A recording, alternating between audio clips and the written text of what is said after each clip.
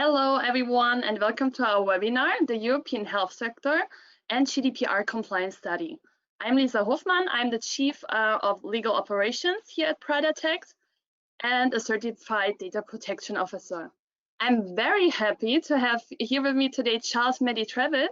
He is our UK market GDPR specialist and has a background in a wide range of industries and sectors with international experience in UK, US, Europe, Canada, in data protection, of course. So welcome, Charlie. I'm so happy to have you here.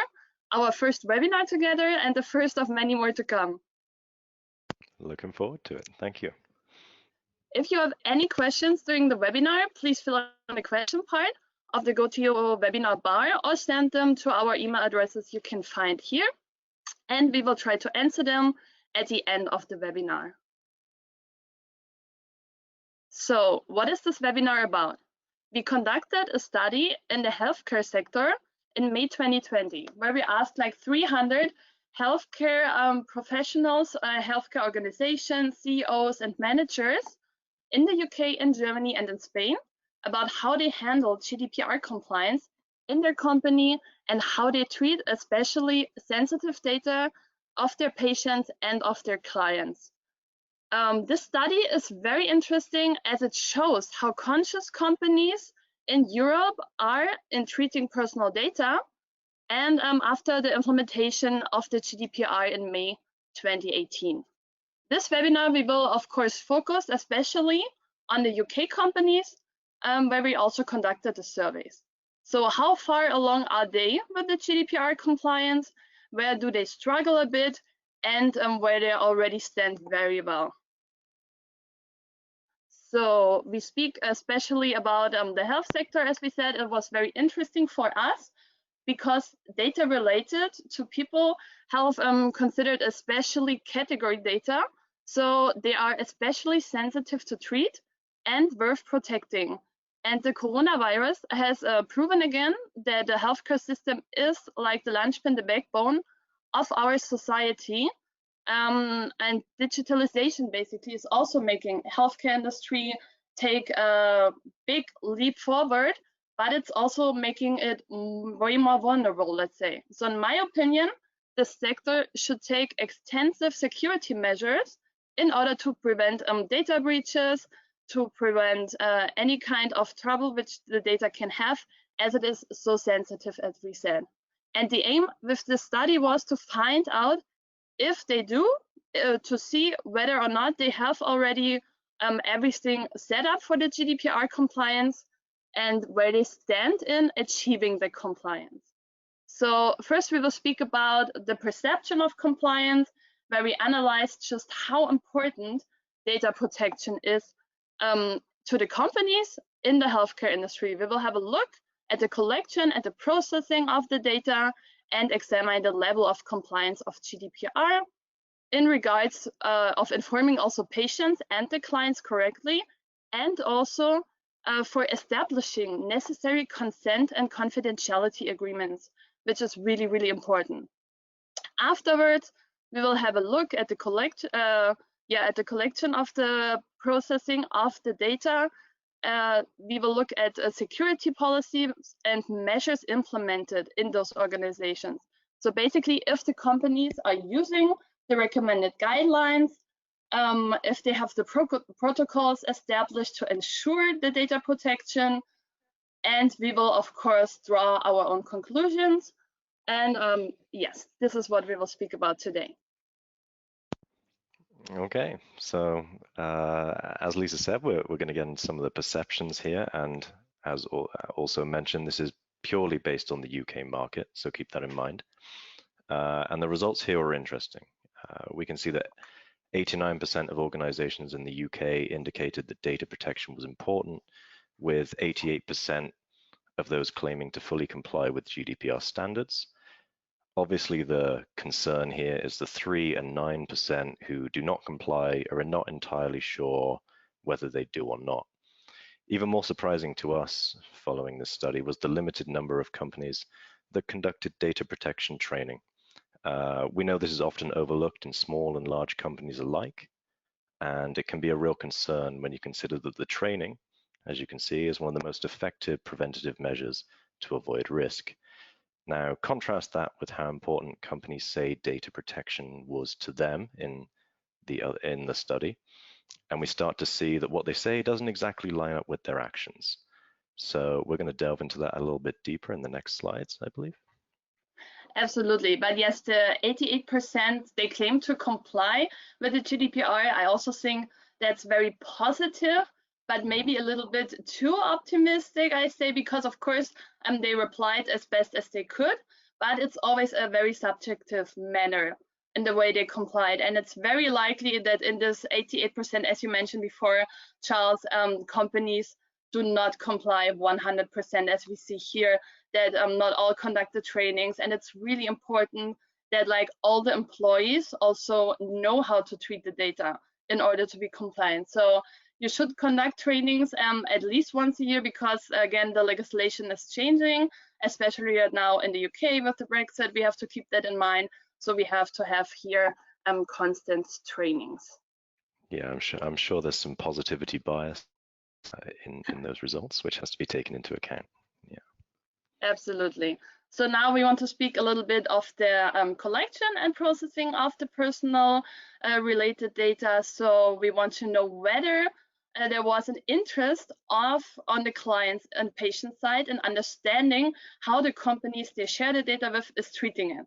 So our first question was like, do clients and patients ask about the processing of their personal data? And 57% answered yes. The question for me shows the awareness in regards of the processing of personal data and that it's growing. We can see it's growing over the past. People get more and more conscious.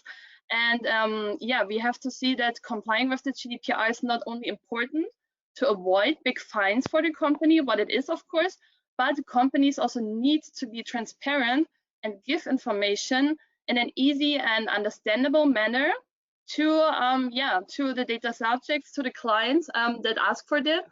It has to be like very understandable. This is always a very important point for me, because especially you, Charles, and I, we can read the legal terms. For us, it's very easy, but it should be easy for everyone. So again, it should be in an easy, understandable measure in which you reply to your clients, to your patients. And this goes also hand in hand with the 78% that said clients are interested in the purpose for the collection of the personal data. So if you have a clear, transparent privacy policy, for example, information and the purpose should be very easy for them to find. I found it still a bit shocking and surprising that 4% of organizations do not inform their clients about how the data is being treated like at all. And this is really important, just to be, again, as we said before, transparent for the company. It's generally important just to have an adequate data security framework for each company to be able to answer to all the data subject requests, being aware of the data they treat and just like how it flows in and out of the company. Yeah, I fully agree on that. And I also think the dichotomy between the graph on the right and the one on the left is really interesting, because I think the one on the left, when clients and patients ask about their personal data, obviously the people that say yes are going to be the more informed individuals. And then which sounds great, but then when you consider the 4% of organizations that don't tell people at all, that's a concern. That's a big concern. Absolutely. Mm-hmm. So here we're looking at some more questions from the study, and consent for the processing of personal health is obviously one of the most valuable points in ensuring the proper processing of data. So our studies looked into whether health organizations act on it or not. The studies provided a mostly positive outlook. Organizations do collect consent in the majority of cases, as you can see, and data is, surprisingly, given the current globalized approach to data storage using web servers like AWS, things like that, usually not shared with third parties at 68%. But a concern did arise when evaluating the usage of confidentiality agreements. A large percentage used them, but the fact that a small percentage do not is quite worrying. This opens up the companies to a large amount of risk, obviously something we wish to avoid.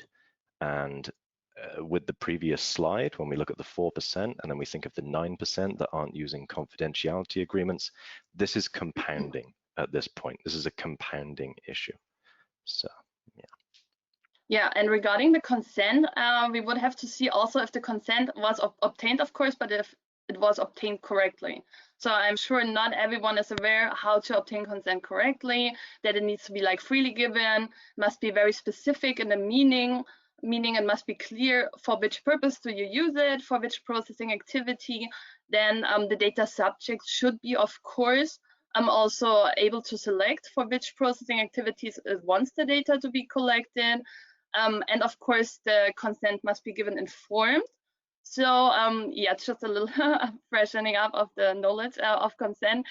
Yes, it means informed means you need to say who's the data controller in charge, their address, the data that's being processed, as I mentioned, the recipients of the data, especially if it goes to non-EU member states, and the right, of course, of the data subject to withdraw the consent.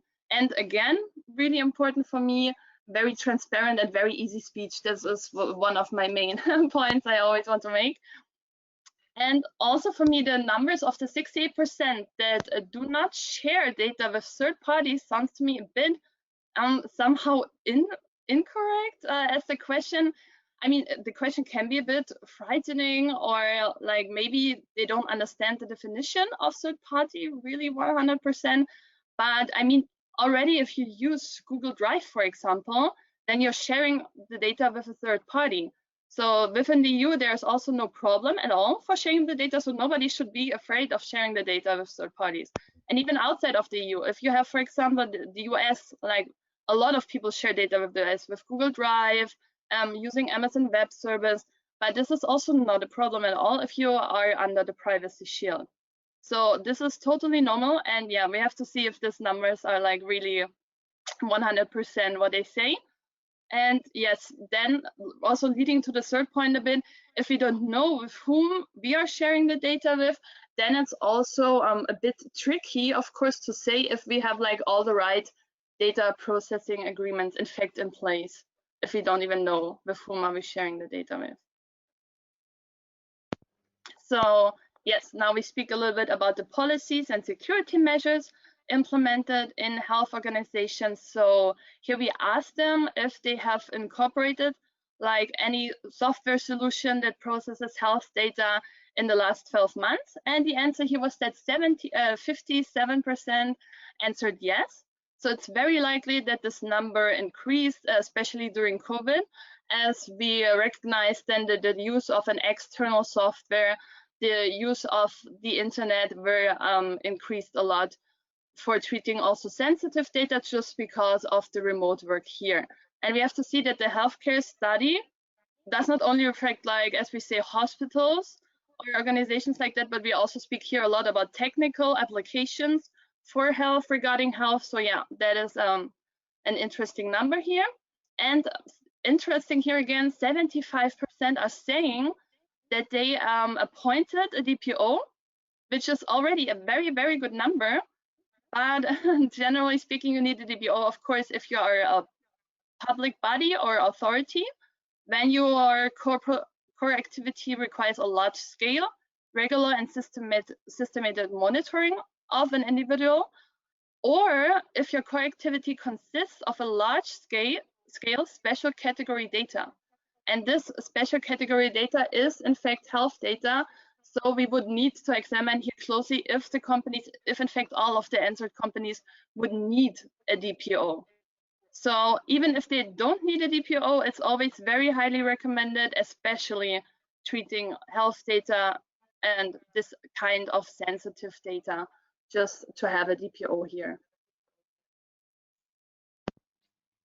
Okay, so now I guess continuing in that vein, we wanted to find out more about what the organizations we researched were doing in terms of things outside of the realm of being appointing a DPO.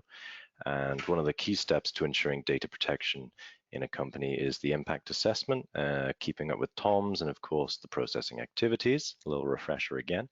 A health professional, center, or company that works with sensitive data related to the health of its patients or clients has to know the extent of the risks it would have to assume and the damage that could be caused if a security problem were to occur or if this data were not treated correctly. So in this study, we wanted to know how many companies in the health sector had carried out these measures, and 63% of companies responded positively to the impact assessment. This was for the UK, right? And there are similar figures on the European level, slightly lower at around 60%, but similar. And they said they'd conducted the PIA. So the percentage of I don't know for the various options, interestingly, I think coming back to Lisa's point about the external DPO, is not far off the aforementioned percentage of companies that hadn't appointed one. There appears to be a clear link there between the people that are putting I don't know and I don't have a DPO. That's a real interesting comparison. Absolutely, and I especially think that here also the data breach and the question for the data breach, the numbers are also really important, again linked to maybe not having a DPO.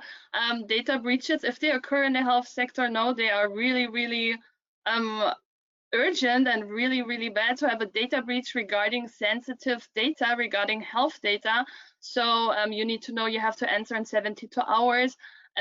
Your employees should know the protocol, what to do. And if you have a DPO, you could just contact the DPO. He will take care. He will have like advise you. Or if you don't have a DPO, you just need to have, of course, the processes also in place, no?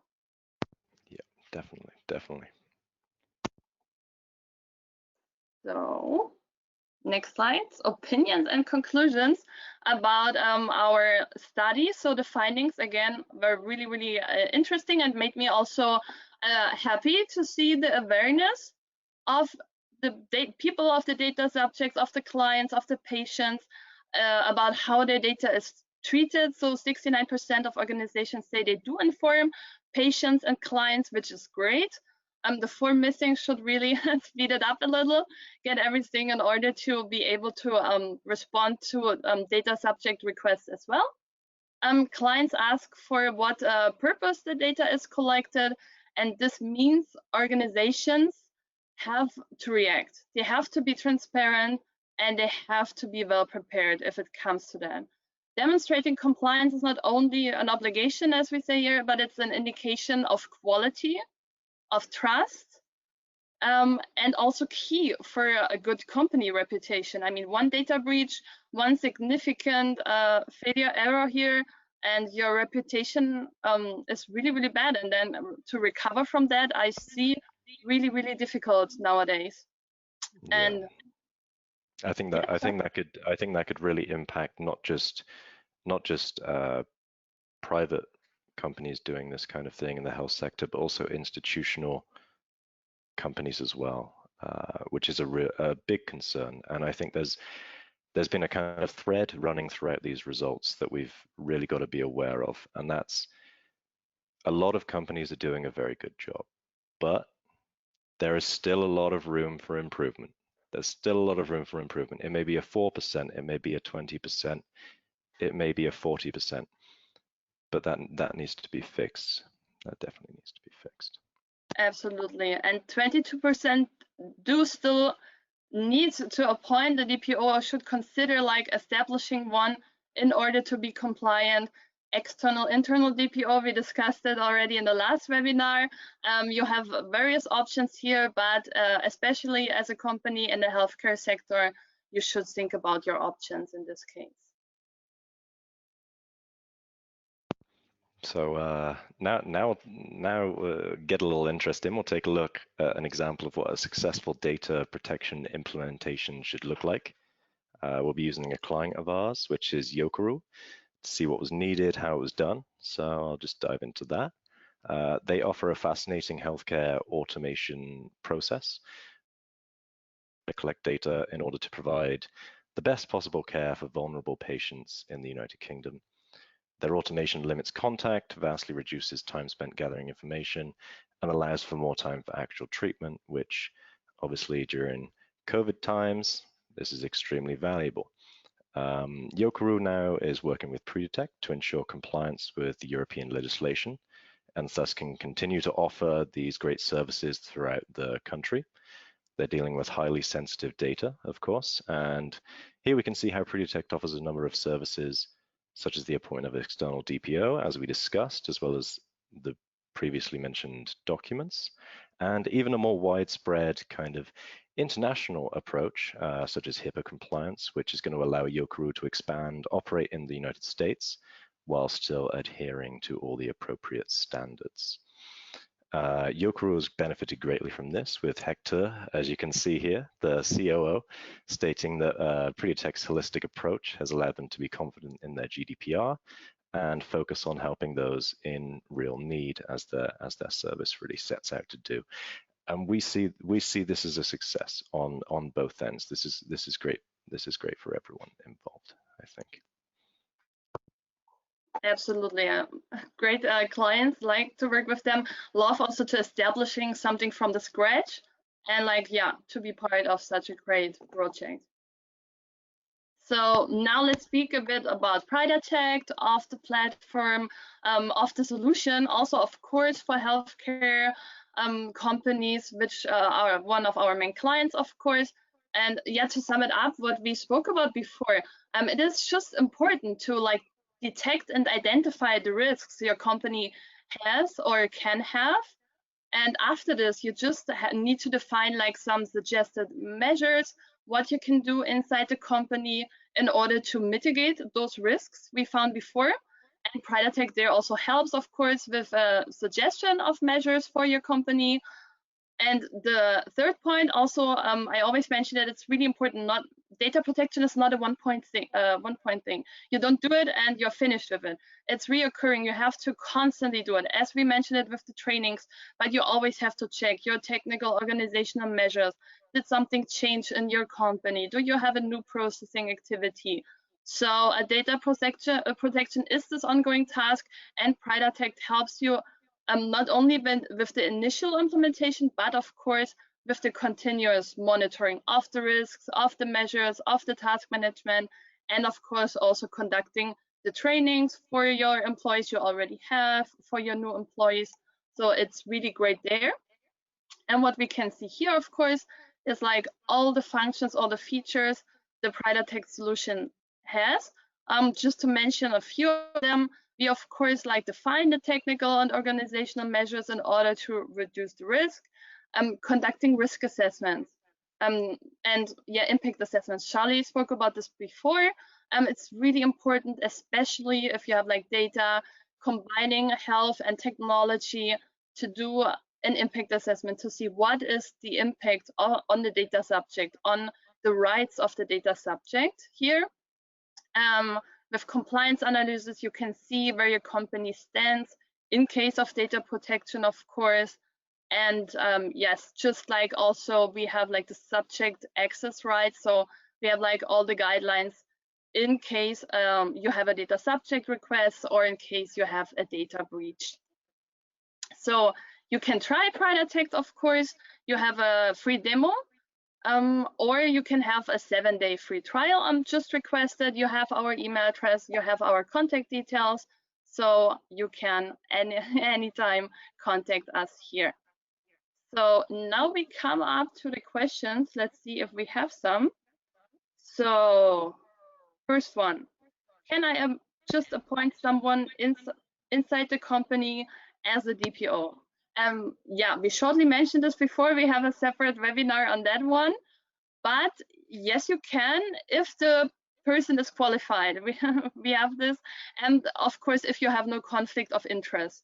Here, you should see the webinar before. We explained it very detailed when you can appoint an internal person as a DPO, but generally there speaks nothing against it from the beginning. But you should check, of course, it's depending on each company.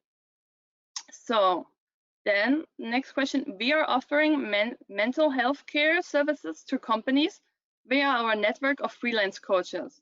Since as a company, we never have access to the client's health data, would we still need to assign a DPO? Charles, maybe you want to go ahead on that one? Yeah, sure. So I think given that circumstance, they're not being the processor of the data or the controller. So I think it would still, and again, we're gonna come back to the previous webinar that we keep mentioning, but you should definitely check out the previous one, which goes into much more detail on this. But in this kind of situation, especially as we've been speaking with the special category data, it's always in your best interest to look for a DPO. Perhaps given this circumstance, internal may be a good option, but external is always there and can sometimes be a cheaper solution, depending on the amount of data you're processing and the complexity of your service. Exactly. I totally align with that. It's just like, yeah, you're treating mental health data, even though you don't process it in your company. As you said, freelance coaches, they also need to be trained. They also need to be aware of how they treat the data. So this is what a DPO of your company could also do. So again, in this sector, yeah, it's always highly recommended to have a DPO assigned. So next question. How do I do a register of processing activities? Yeah, that's a basic one because this is everything explained basically in Article 30 GDPR. You can read about it. It should contain the name and contact details of the controller. As we said, also the purpose for the processing, a description of data subjects, and also of the group of data you are treating, and the categories of the recipients with whom you are sharing the data with, and again, especially if you disclose it to recipients in third countries, and if possible, of course, a retention period, and explain a bit when are you going to delete the data after collecting it, after processing it, and again, also a list of technical and organizational measures. If you can do it, if you have the capabilities to do it, then it should include that. Yeah, just to tack onto that, my advice would be to just be as holistic as possible as you can with that, which it can be tough, but that's the best way to approach these kinds of things. Absolutely.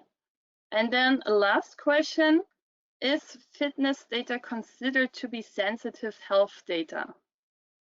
This is a bit tricky because, of course, we would need to know what kind of fitness data, what is fitness data. If it is related to health, then it's considered special category data.